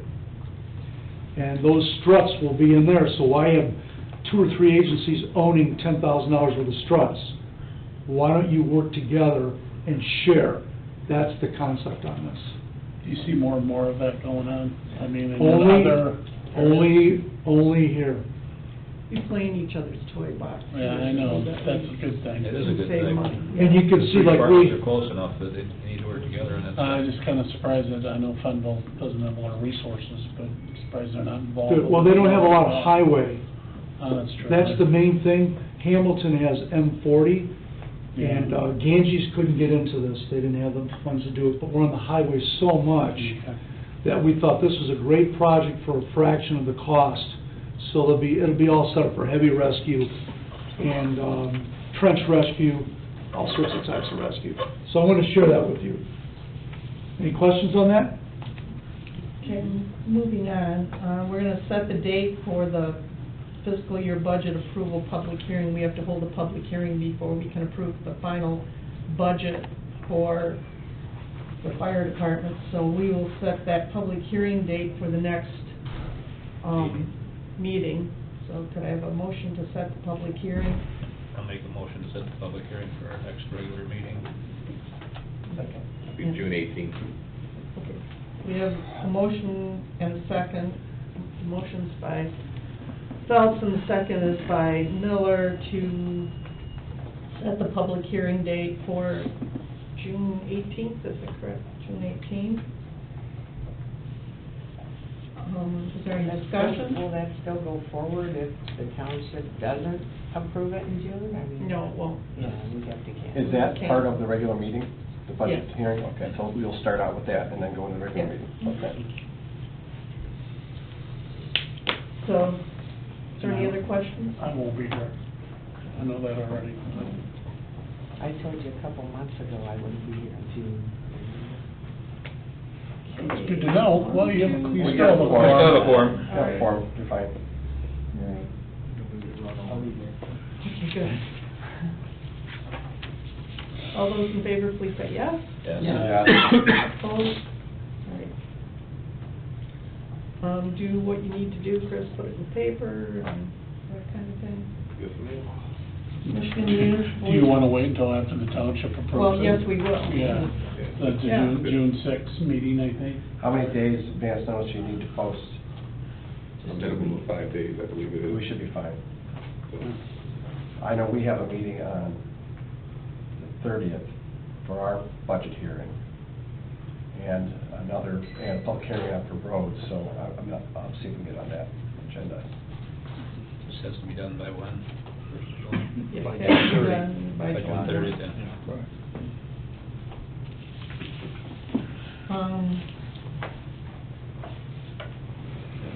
Michigan Municipal Risk Management Authority policy renewal. Did a summary with our rep, Tim McClory, and highlights, you have that before you. Summary, you already know about the grant award of $5,014 for the security project. The premium for 2018 is going to go up $1,306, about 6% because of auto liability, apparatus, and vehicle replacement cost. To date, MMRMA has paid out $25,650. This is in the summary they give us each year at this time. Net asset distribution history is $67,638. The state pool loss fund excess assets distribution is $17,775. And the 2018 net asset distribution is not currently available. It's not calculated yet. I talked to them Friday. Last year was $8,216. So hopefully we'll be at least that. Probably should know by the next board meeting. Do you need to take any action on this? Nope. Okay, we've kind of talked about performance reviews. Is there anything else you want to say about performance reviews, Brad? I've done the staff, waited for Mike to get back. I have to go over with Mike on his performance review, and Chris Bernhardy. Chris is part-time, but I wrote one on him. All the other ones have been reviewed and signed off. Just Mike Betts, Okay, thank you. full-time wise. Moving on. to- Wait. Okay. I requested the performance review put on here. Oh, I'm sorry. I think we need to come up with a process to review, correct? And I'm working on it. Okay, I think it needs to be in, Yeah, we used to do it. how we do it, and I think it all needs to be Right. decided on together. We had And- this discussion for Bill LaFever just in last year's council, and one of the members, he's not a member anymore of council, but he came up with a format we adopted, and I could share that. It was pretty Oh, would you send it to straightforward. me? Yeah, it's pretty, everybody on that council rates it, and then the clerk compiled it all, and so on and so forth, and then there was a discussion. And I believe at one time, Greg, maybe that was, maybe I'm thinking of my other job, which this one's starting to become a full-time job too. Yeah, I'm gonna start billing someone. Ooh, right That behind paper you. ain't gonna cut it. Yeah, Right that paper behind ain't gonna you, cut pal. it. That they actually had the officers review, the chief, a couple of the officers, and actually some of the paid on call. I do not recommend you do that. I don't like, Yeah. I didn't like that No at all. offense, I think that's insane. It's just to get a feel. Oh. We're the main review. Right. Right. But how do we know what you do on your Well, everyday job? I mean, that's fine, it's just, And that led to a lot of problems. I just feel that's important. I don't know what Greg does every day. I can't ride around with him. Let's look at. That could be an element of the review. Oh, yeah, I'm not saying that. Okay, let's look at, I'll Yeah. put together something and present it to you at the next meeting. Because that was very problematic. That, Well, I don't know. what do you mean I- was? I- Where? I don't know if you could even get people that were on the fire department then to do that again. It was when Brian was here. Is that what we? Yeah. did? And Okay. it turned into retaliation. Yeah, that's Yeah. the problem. Okay, Yeah. and that's fine. Yeah. But I see what you're saying, get some input from them, set some criteria. That's the perceived retaliation that I'm worried about. I'm not worried about my guys, I'm just, I But just, there was retaliation. Yeah, there was. But we as a board know how to filter things like Yeah. that. I mean, you can't, Well, it's- hopefully. there's three sides to every story, right? But it was. I think I found it. Except when the paper's We involved. could read Yeah. about it in the paper, so Yeah. it was supposed to be. Yeah, I thought we'd done that with Brian. All of a sudden, it ended up in the Yeah. people's names, so. Yes, it was not. Yeah, it was. The bill was still, Okay. yeah. Well, I think the thing from Bill Lefevre would be good. All right, and I have It the one wouldn't from be Bangor. tweaked. and- It's not the same I have job, one but from at the least- city, and I have one from Sagatuck City, and I have one from Bangor, so I will make sure something gets put together. Okay, moving on to the photographers. Well, at the last township meeting, Erin Wilkinson, which does a nice job for us, had a little public comment. And at one point, she was saying she was there on her own, which is fine, I know she was. But she accused Roy and I publicly of, you can look it on YouTube, it's at 1 hour, 32 minutes and 39 seconds. He says, two township representatives at the fire board, when this recall started, basically told the firemen, you're not allowed to go in uniform to the meetings, you're not allowed to speak out of turn, be careful what you say, and their jobs are on the line. And that is utterly BS. That's not true. I did not ever say that to you guys. I said, and I still feel strongly about this, that I don't think our people should be going to public meetings in their uniforms. I don't think the police department should go to public meetings in their uniforms unless they're asked to comment on things. It's a form of intimidation. That's my opinion, but I didn't say you can't. No. And I never did. And the only thing I said to Chris at one point, friendly, is be careful what you say, you know, you're a deputy chief. And that's what I said, and it was taken out of context and publicly spewed at a meeting. She also said she's here on her own, which she was, and she referenced my fire department 3 or 4 times, and you heard it.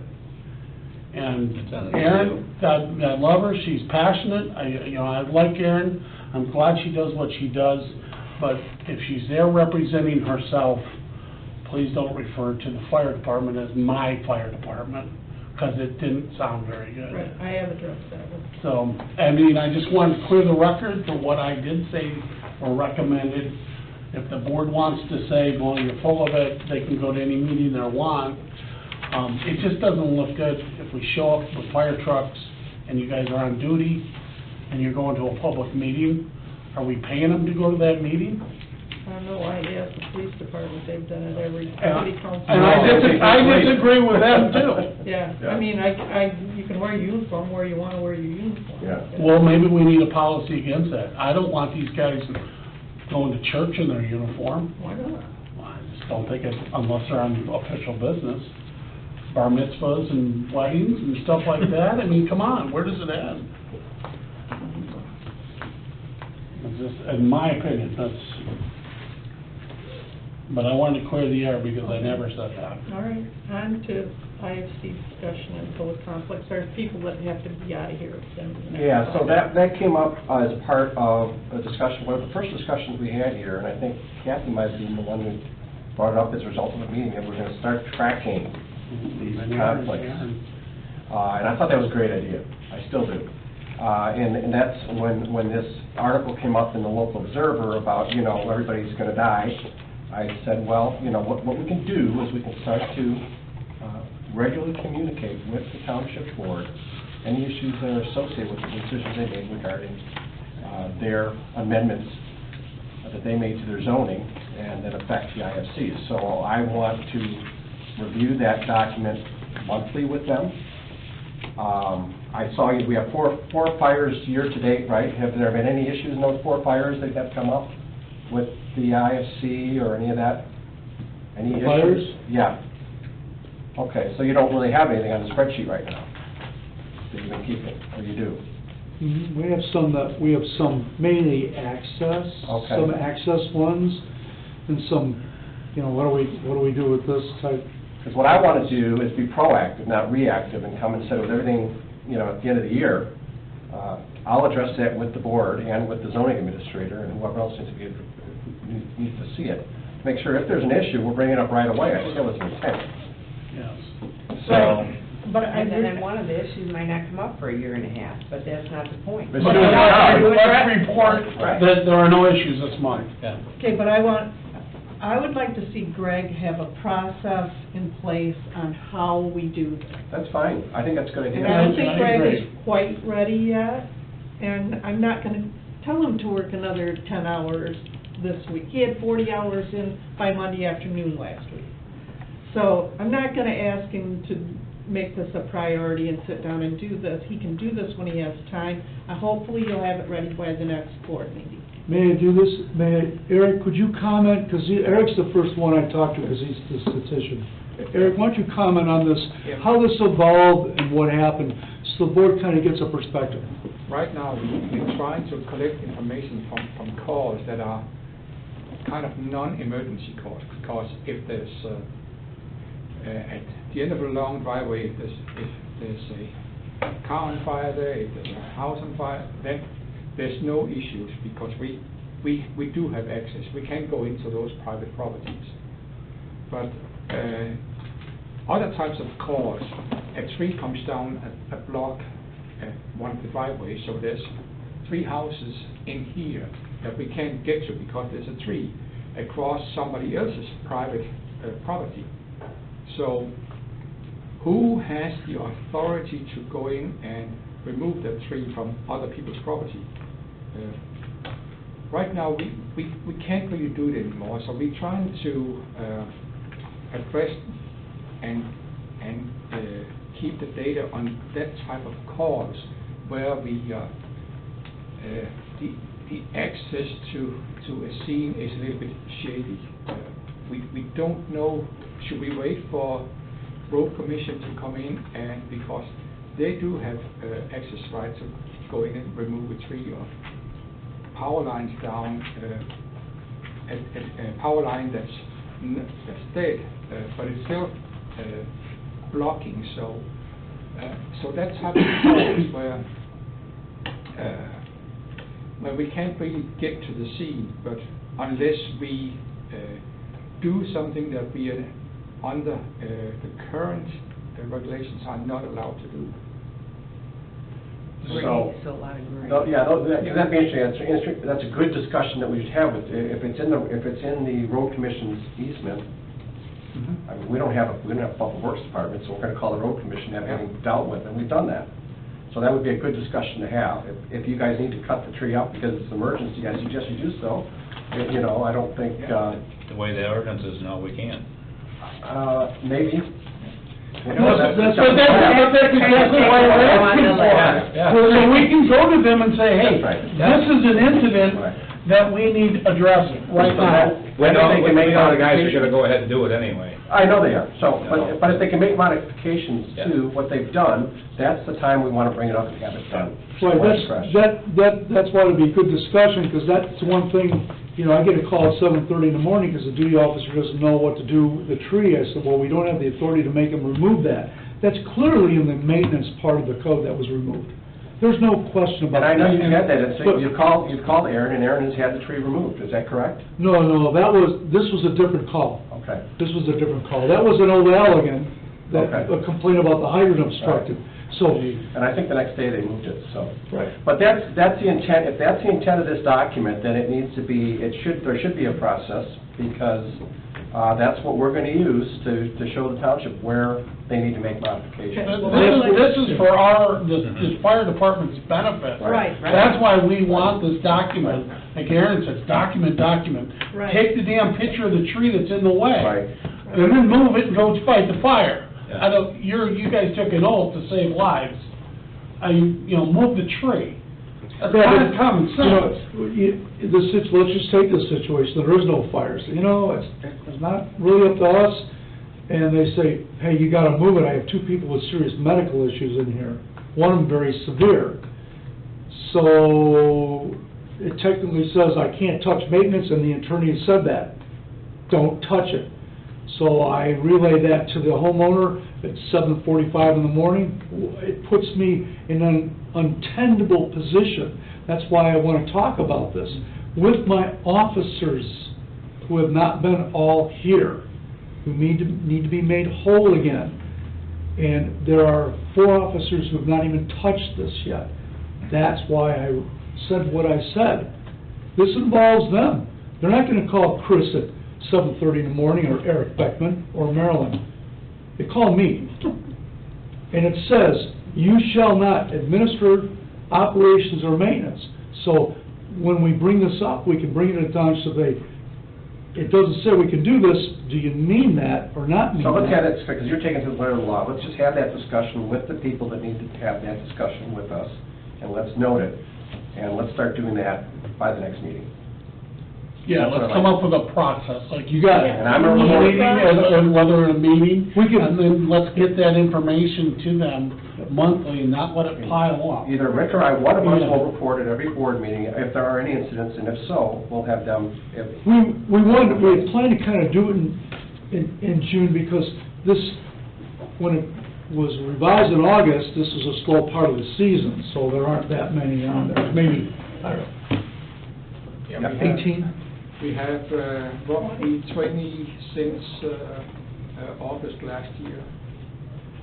But we still, as later this afternoon, Greg and I was discussing the format of the document. So, because we realized that we need to get some more information in there, because to us, we have to look at it from a point of view where somebody sees this document for the first time, and they should be able to understand it. So, I agree. So we decided on, we need to get this kind of information added. So that's what I'm working on right now. And we can create an incident report like you do for all the other things of the IFC, and then let's document it. We don't even know the address, because that's probably divulged, but we certainly want to say there was an issue, and here's where it's impacting. At least we can get in writing, yeah, you can do that. Right. Because right now my hands are tied, and I'm not supposed to do it, so that was the only thing we were trying to do here. Get it clear in our heads what we So do. as a result of that article that came out, I promised our taxpayers, our township people, and my board that I would be proactive and make sure we review those things immediately, so that we know that we're safe and all that other good stuff. I think we need a process. Yeah, I agree. Good. Okay. We have no correspondence. Are there any public comments at this point? Yeah.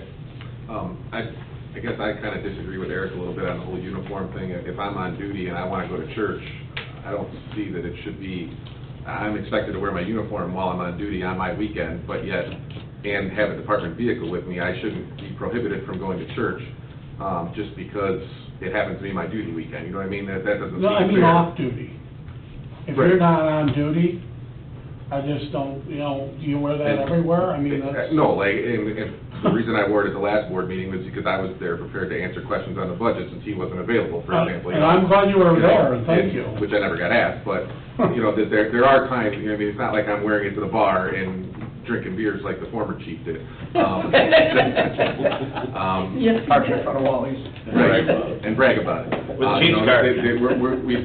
We wear this badge with pride and honor, and I think, we shouldn't be prohibited from, having to be in public places while we're on duty either. Right.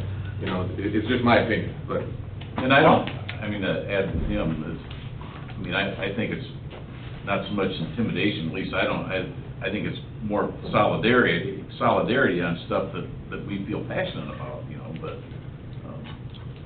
And also, So- there's a very good reason for us to take the vehicles up to a township meeting, because if you look inside the vehicle, you will see all our bunker gear is there. So if we get a call, as it happened a couple of times, that our duty crew has to run out, then you don't have to go back here, fetch the vehicle, and then answer. I guess I don't You can respond understand straight from why you guys have to go to meetings on duty. I mean, They go a lot of places when they're on duty. I mean, but They go I eat. well, have a little empathy for the people that, like Aaron's new to the city council board in Douglas, and you're discussing a fire, you know, and all these fire trucks show up.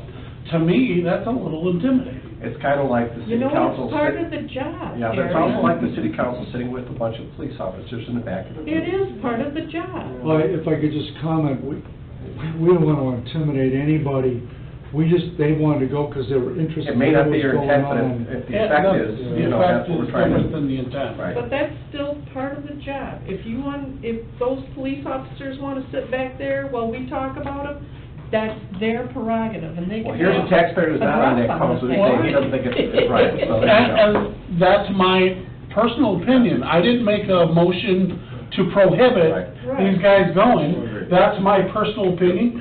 Chris has his. I respect your opinion. Absolutely. But you know what? Some days are better than others. No. If you have a line No. of cops in the back of your city council meeting, hi, guys. I mean, I don't know what to tell you. Until they pull you over. Yeah, and they'll do that too. I think we'll keep that in mind though, Eric, you know.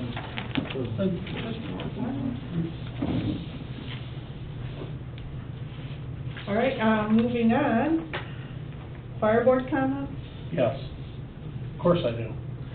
I hate to blindside the chief and Chris, but for the record, did you at any time collect signatures with your uniforms on? Never did that. My wife was No, sir. with me. Thank you. It's on the record. That's actually I know you don't mean it, that's a very offensive accusation. And Greg, the two people I've heard it from, I asked them, do you have proof or pictures? And they're like, well, no, everybody's got a damn phone in their pocket, and they all have cameras. So if you're offended, or you saw something like that, why wouldn't you take a picture? Or if you went to the next house, go to the next one. So I just want to do this Sure. on the record. I believe both of you, I've asked you both in the past off the record, and I know the answer, but I just want to do it on the record. Sure, understood. Good job. Stop the fake news. I I didn't agree. know that. Thanks, I Chris, for agree. coming to the MLCC meeting with the liquor license owners and doing the presentation that he did. You're welcome. Hope it was somebody useful. It was. how the mixture is. With your chief's car? Right. And this uniform on too, so it was. I have a couple comments. Just for me, noticeably, every time I think the politics are in control, they get out of hand. Like Scott coming tonight, that was bothersome too. Yet by the end of this meeting, I feel encouraged again because we're gonna get a process for solving this once and for all problem of the ordinance versus the IFC. It's time to put this thing to bed. And I'm hoping this process will kind of Do it. solve it, and it's starting to be put to bed, and I hope I don't have false hope again. So that's all I have to say on that, is let's rebuild the relationship between the township and the fire board. It was good for so long, and it's just gone too far. And I hate to see it. So that was one comment. The next one is, Peter's gone, but I was happy to see in the finances we're ahead on revenue and below on expenses, which is fantastic. I like that. That's a good deal. And then I wanted to thank Greg for tonight in Douglas. We are facing the water assessment districts, and I really appreciate what you put together for us on that, that'll help us a lot. I had the help with, from Brent Benos and Chris Mannels on that. That was very Chris did the good. graphics, because that's his forte, and he helped me, because I was actually took the afternoon off. And they were supposed to do it when I was on vacation, and they were too busy to do it. Well, it was thorough and nice and appreciate it. And you guys probably don't know what we're talking about, it's a Douglas thing, but. It was a hydrant study, and it took time in the field, on top of everything else. Yeah. So we were glad to get it done for you. Thank you very much. Yes, that's very important that you guys get that done. I know it's Yeah, talking there's a lot of heat on these water assessment districts. But you gotta do it. Yeah, we You have to do it, There's in my no- opinion, but. You have to bite the bullet sometime. Right, even though the citizens say that. Well, just don't dig up the highway floor there. Sorry, it's too late. Too late. Hey, you're gonna probably get some heat on that tonight, too. Oh, I get heat. This construction, the heat is just coming. Yeah. Welcome to Yeah. Chris and I's world. I'm glad you're not, I'm glad I'm not across the river. Okay, Scott, do you have anything? No, I'm good. Okay, everybody's good? Chris, yeah? Good, yep. All right, we're adjourned. I did hear that. Yeah, Thank you for, that construction